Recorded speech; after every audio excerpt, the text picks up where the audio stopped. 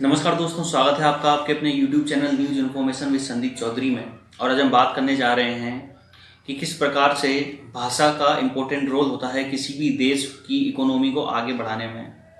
आज हम उसी टॉपिक के बारे में बात करेंगे। आज हम बात करेंगे कि भारत आखिर इतना पीछे क्यों है, चाहे वो हम तकनीक की बात करें, चाहे रिसर्च एंड डेवलपमेंट की बात करें, चाहे हम किसी भी क्षेत्र में जाएं, तो भारत की ये आर्थिक स्थिति खराब क्यों हुई है, क्या कारण है। चलो इसके बारे में डिस्कस करते हैं। आज हम बात करेंगे कि किस प्रकार से भारत इतना पीछे है इनोवेशन के क्षेत्र में। आखिर इस इनोवेशन के क्षेत्र में इस पिछड़ेपन का कारण क्या है।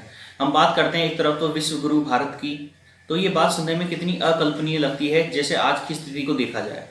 तो चलिए हम बात करते हैं सबसे पहले इन चीज़ों के बारे में कि नई चीज़ और नई तकनीक को विकसित करने में हम भारतीयों का दिमाग कितना काम करता है और हम कितना आगे हैं। तो हम बात करें कि पिछले 10 वर्षों में 6 पैटेंट में से केवल 1 पैटेंट ही भारतीयों के नाम पर था। बाकी जो बचे 5 पैटेंट थे वो भारत में रह रही जो एमएनसी कंपनीज हैं उनके पास चले गए। दोस्तों, मैं आपको बता दूं कि पैटेंट का मतलब क्या होता है। पैटेंट का मतलब होता है कि कोई नई चीज़ की खोज की गई और उस पर आधिकारिक तौर पर अपना नाम रख लेना कि हाँ भाई ये चीज़ हमारे द्वारा खोजी गई है।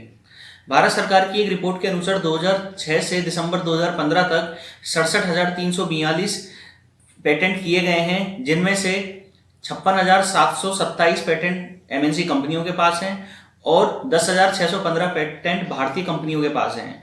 इन पैटेंट में से 95% केवल रिसर्च एकेडमिक जर्नल्स में छपने लायक हैं। उनका कोई प्रैक्टिकल लाइफ में उनका कोई वैल्यू नहीं है, कोई उनका मतलब नहीं है। तो सवाल ये उठता है कि नई खोज में करने में भारत इतना पीछे क्यों है। तो किसी भी देश की आगे बढ़ने में मैंने आपको बताया था कि भाषा का इंपॉर्टेंट रोल सबसे इंपॉर्टेंट होता है। मतलब वहाँ की एक तो एजुकेशन सिस्टम कैसा है, शिक्षा व्यवस्था कैसी है और उस शिक्षा व्यवस्था का माध्यम कैसा है। देखो, भारत में शिक्षा का आधार जो है वो है अंग्रेजी माध्यम। अब मैं एक बात बताना चाहूँगा कि भारत के अंदर केवल 8% लोग ऐसे हैं जो अंग्रेजी बोलते हैं। बाकी जो 92% लोग हैं वो ना तो अंग्रेजी बोलते हैं ना अंग्रेजी समझते हैं। तो आखिर इतने ज़्यादा अधिक मात्रा में लोग अंग्रेजी ना बोलने के कारण पहला कारण यही हो गया कि भारत का पिछड़ापन अंग्रेजी माध्यम। तो उसका मतलब क्या निकल के आता है कि 90% विद्यार्थी विकास की धारा से पहले ही बाहर हो चुके हैं। हमारे भारत में जो शिक्षा का माध्यम है वो है अंग्रेजी माध्यम। हजारों रिसर्च हो चुकी हैं। हजारों रिसर्च के अनुसार पता लगा है कि विद्यार्थी अपनी भाषा में ज़्यादा सीखता है किसी और की भाषा की तुलना में। अब हम बात करें कि जो हमारी मातृभाषा में वृद्धि, जो किसी भी विद्यार्थी की जो वृद्धि अधिक होती है वो मातृभाषा में होती है। मातृभाषा में वो अपनी चीज़ों को ज़्यादा समझते हैं, अच्छे से पढ़ पाते हैं, उस पर अपने विचार अपने चिंतन कर पाते हैं। अगर हम मातृभाषा में अपनी चीज़ को पढ़ते हैं तो उसमें चिंतन भी काफ़ी अधिक कर सकते हैं, उस चीज़ को आसानी से समझ सकते हैं। अगर वही चीज़ आपको विदेशी भाषा में समझाई जाएगी तो उसमें आप इतना समझ नहीं पाओगे, उसमें इतना चिंतन नहीं कर पाओगे। यही कारण है कि भारत के अंदर नई खोज में भारत काफ़ी पीछे है। जितने भी देश हमसे आगे चल रहे हैं, नई नई खोज कर रहे हैं लगातार, वो सब अपनी मातृभाषा को लेकर चल रहे हैं। ब्लूमबर्ग की 2018 की रिपोर्ट के अनुसार जो 50 देशों की जो इनोवेशन लिस्ट आई है उसमें सबसे पहले नाम आता है साउथ कोरिया का। देखो, साउथ कोरिया में कोरियन लैंग्वेज बोली जाती है। उसके बाद नाम आता है स्वीडन का। स्वीडन में स्वीडिश लैंग्वेज बोली जाती है। सिंगापुर में इंग्लिश लैंग्वेज यूज की जाती है। जर्मनी में जर्मन, जापान में जापानीज। तो इस प्रकार से जो देश हैं वो अपनी मातृभाषा को लेकर चल रहे हैं और वही सबसे रेस में आगे चल रहे हैं आजकल इनोवेशन और तकनीक के क्षेत्र में। और भारत ही एक ऐसा देश है जहां पर हिंदी राष्ट्रभाषा के होने के बावजूद यहाँ पर इंग्लिश को दर्जा दिया जा रहा है, इंग्लिश को आगे बढ़ाया जा रहा है कि इंग्लिश जो लैंग्वेज है वो कूल एंड डूड लगती है। तो दोस्तों, ऐसा कुछ नहीं है। अगर हम अपनी मातृभाषा को लेकर चलेंगे तो शायद हम इन देशों को भी पीछे छोड़ सकते हैं जो अभी फिलहाल हमसे रेस में आगे चल रहे हैं। अपने देश में ये भ्रम फैलाया जाता है कि अंग्रेजी विकास की धारा है, अंग्रेजी पढ़कर हमारी उन्नति होगी। देखो, ये बिल्कुल बड़ा गलत चीज है, इसे सबसे बड़ा भ्रम है।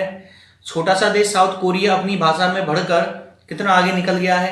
क्या आपको पता है कि वर्ल्ड की टॉप 1000 एमएनसी जो कंपनी है उनमें से 792 कंपनीज ओनली 3 देशों की है, साउथ कोरिया, जापान और ताइवान की। तो किस प्रकार से ये अपनी अपनी भाषा लेकर चलते हैं, अपनी राष्ट्रभाषा लेकर चलते हैं और कितना आगे हैं। देखो, अब मैं आपको एक एग्जांपल देता हूं कि सैमसंग जो कंपनी है वो साउथ कोरिया की है। अगर वो जापान में जाती है तो वहाँ के जो एम्प्लॉय हों जापानी भाषा में काम करते हैं। उसके बाद अगर वो ताइवान में जाती है तो थाई भाषा में बात करते हैं। अगर वो जर्मन में जाती है तो जर्मन भाषा में बात करते हैं। तो किस प्रकार से एक सैमसंग कंपनी का वर्ल्ड में टॉप पे चलना अपने आप में काफी बड़ी बात है। लेकिन वही सैमसंग कंपनी जब इंडिया में आ जाती है तो अंग्रेजी में अपना काम करती है, सारे जो रूल्स हैं, जितने भी स्टैंडर्ड ऑपरेटिंग प्रोसीजर होते हैं, वो सब इंग्लिश में करती है। ऐसा क्यों? क्योंकि हमारी जो शिक्षा पद्धति है उसको एक माध्यम दे दिया गया है, अंग्रेजी माध्यम दे दिया गया है। इसी कारण जो यहाँ के लोग हैं वो समझ नहीं पाते। मैंने आपको बताया था कि 90 से 92% लोग अंग्रेजी भाषा बोलने में भारत बोल ही नहीं पाते और समझ ही नहीं पाते। फिर हमारा देश कैसे आगे तरक्की करेगा? देखो, मैं आपको एक एग्जांपल लेके चलता हूँ इजराइल का। देखो, इजराइल में आज से कई 100 सालों पहले हिब्रू भाषा का यूज किया जाता था। 1947 में जब इजराइल अलग हुआ तो वहां पर हिब्रू भाषा का प्रचलन बिल्कुल भी नहीं था। तो वहां के जो लोग थे उन्होंने वापस से हिब्रू भाषा को लाया, और आज आप देख सकते हो कि इजराइल जो है वो टॉप 10 की लिस्ट में आता है इनोवेशन के क्षेत्र में, क्रिएटिव के क्षेत्र में। जितनी भी मशीन्स हैं नई नई, वो सब इजराइल में ही डेवलप होती हैं पूरे वर्ल्ड के अंदर। तो किस प्रकार से भाषा एक माध्यम है, भाषा के द्वारा हम अपने देश को आगे बढ़ा सकते हैं। तो यही मेरा टॉपिक था कि किस प्रकार से जो भारत को पिछड़ेपन का मुख्य कारण है वो कोई आम नागरिक या कोई नेता लोग नहीं है, वो है भाषा। अगर हम भाषा को ही दर्जा देकर इसको आगे बढ़ाएं तो एक दिन भारत जरूर तरक्की करेगा इनोवेशन के क्षेत्र में, और नए नए जो प्रैक्टिकल हैं, नए नए जो इनोवेटिव चीजें हैं वो जरूर निकल के आएंगी सामने। तो आई होप आपको वीडियो अच्छा लगा होगा। वीडियो अच्छा लगा तो वीडियो को शेयर, सब्सक्राइब, लाइक जरूर कर दिया करें।